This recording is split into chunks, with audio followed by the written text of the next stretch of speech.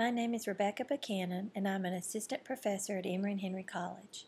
Throughout the next 10 to 15 minutes, I would like to share a brief overview and findings from a dissertation research study. An outline of what I will cover includes the following: introduction, theoretical framework, methodology, findings and analysis, conclusions, implications, and recommendations. The introduction will include the purpose of the study, research questions, definitions of key terms, and significance of the study.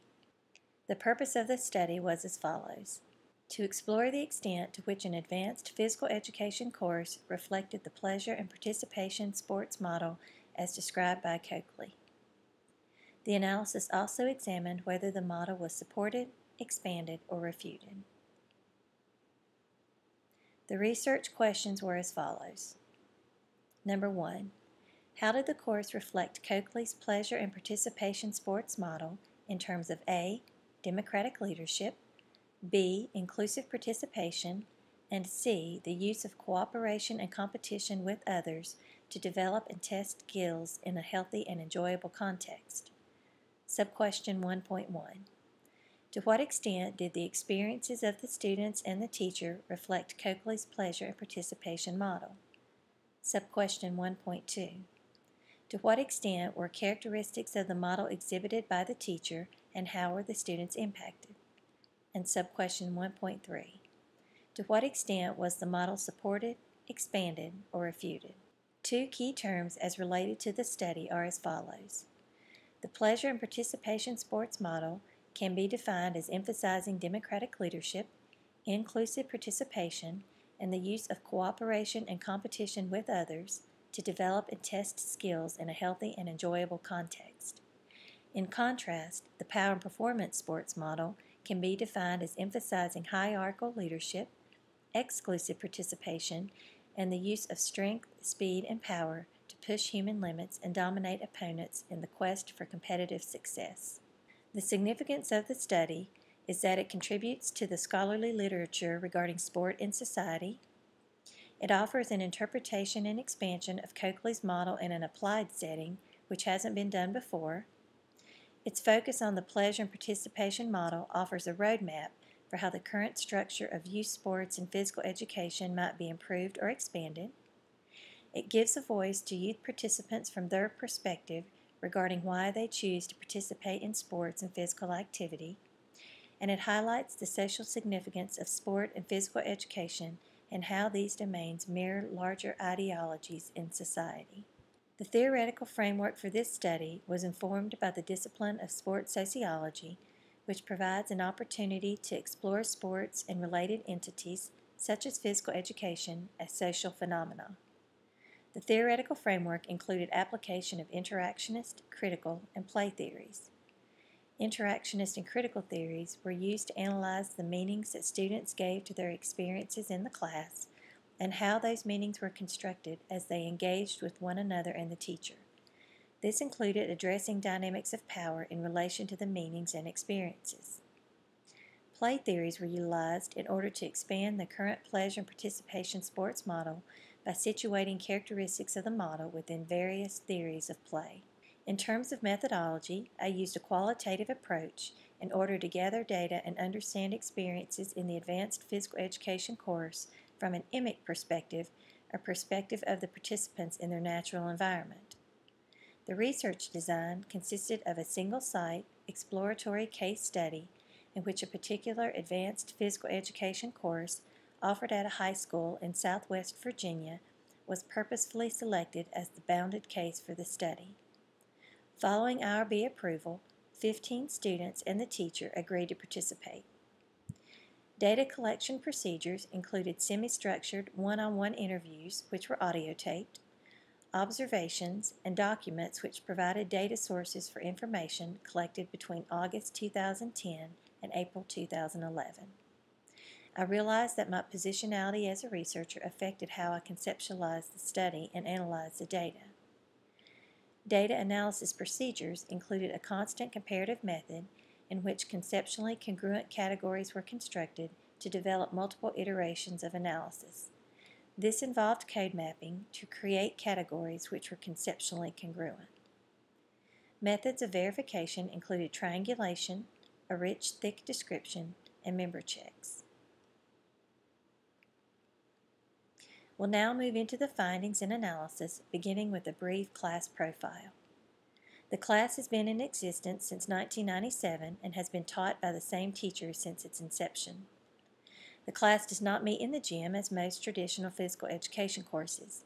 Instead, they met in a room off from the gym which has a climbing wall decorated with student handprints and signatures from years past.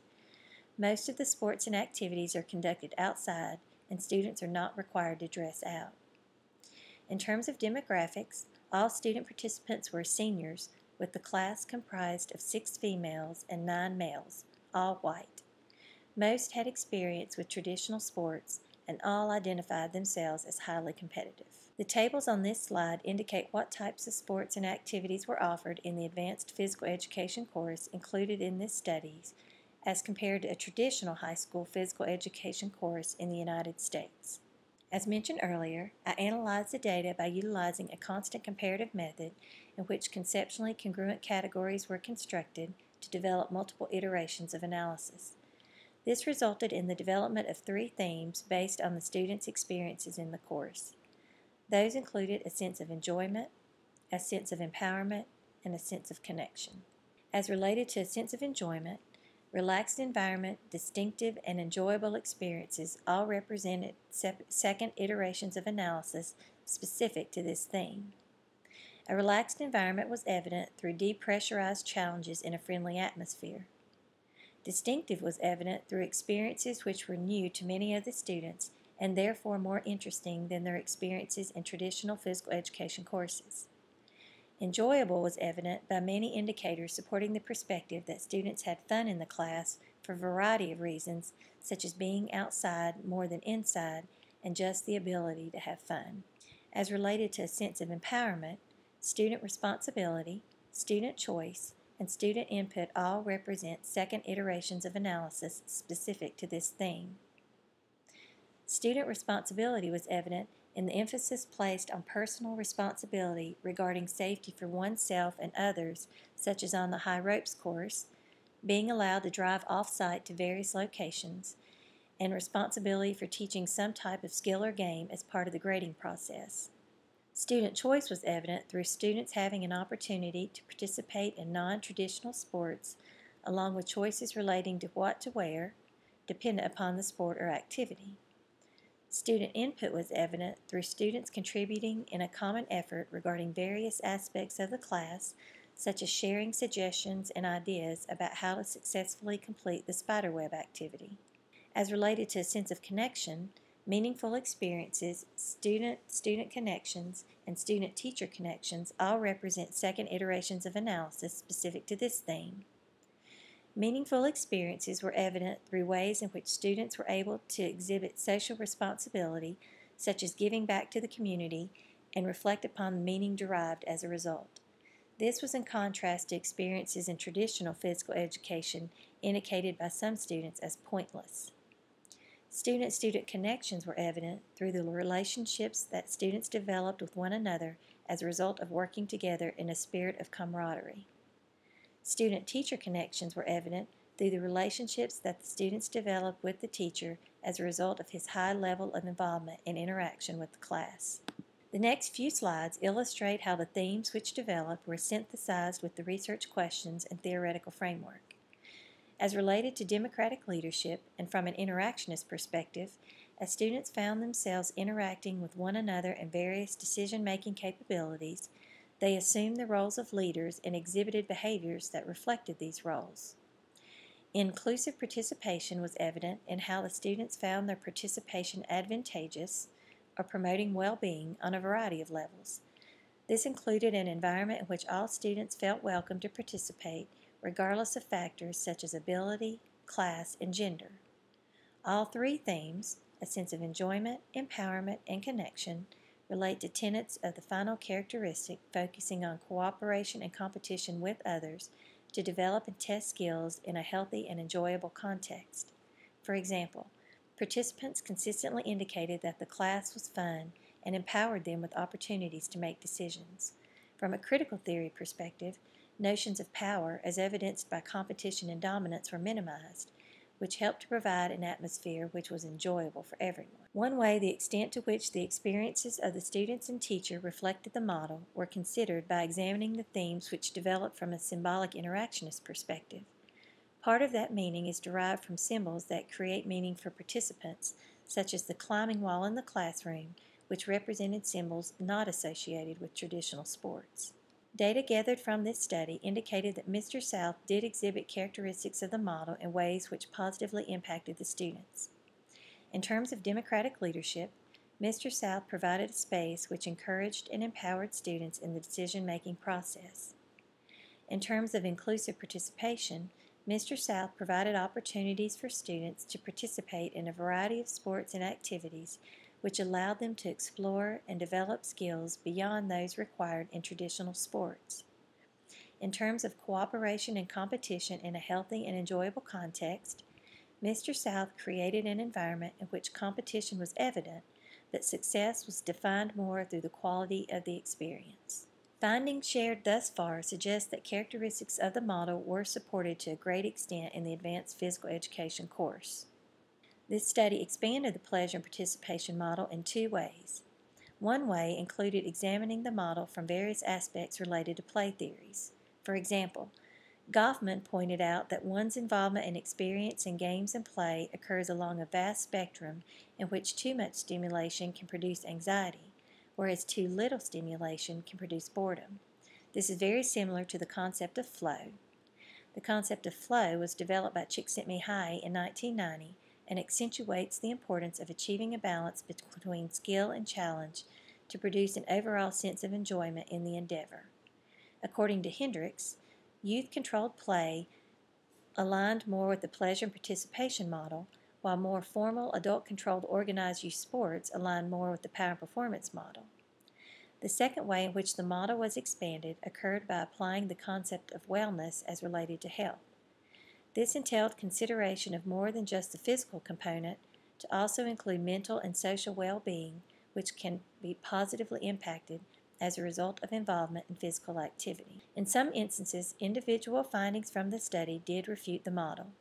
However, the particular findings did not impact the overall themes which developed.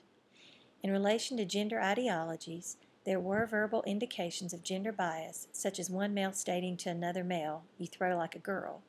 However, females in the class never heard the statements. Economic capital seemed to be evident with many of the students, along with economic capital that would be required to continue some of the sports offered as part of the class once they graduate. The students appeared to have varying degrees of ambivalence regarding societal ideals relating to sport and physical activity. For example, some males in the class stated that they did not like football and other traditional sports, yet they felt pressure to play sports because they were male. In the same manner, some females expressed frustration with not being allowed to play football. From a critical and interactionist perspective, it could be argued that democratic leadership is refuted because it occurred only due to student choice, voice, and input, which was dependent upon socially constructed and acceptable patterns of behavior and impression management. Conclusions from the investigation suggest that the three themes which developed were related to and reflect the pleasure and participation model. Implications from the study include ensuring that there are a variety of opportunities offered, both during and after school, to meet the needs of a diverse student population. Recommendations for future research include investigating current physical education teacher preparation programs at the college and university level to determine if students are offered opportunities to become proficient in and taught the value of teaching non-traditional sports.